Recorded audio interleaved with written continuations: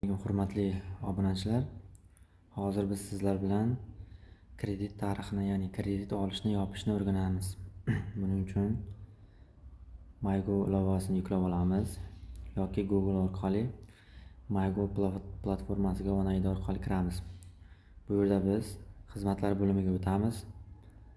Xizmatlar bo'limida izlaganimizda biz taqiqlash deb izlaymiz va kredit bitimini tuzishga taqiq qo'yish yoki taqiqni olib tashlash degan joy chiqadi.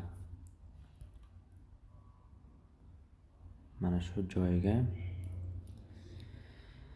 davom ettiramiz.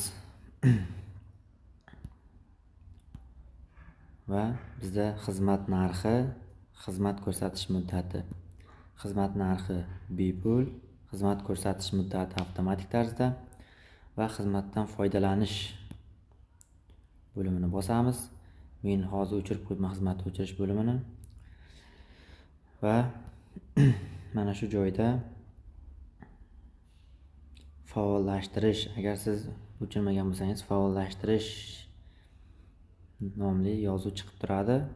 Shu yozuvni bossangiz, 2 marta bossangiz avtomatik o'chadi. Videomiz yoqqan bo'lsa, like va kommentariy yozib qo'ying.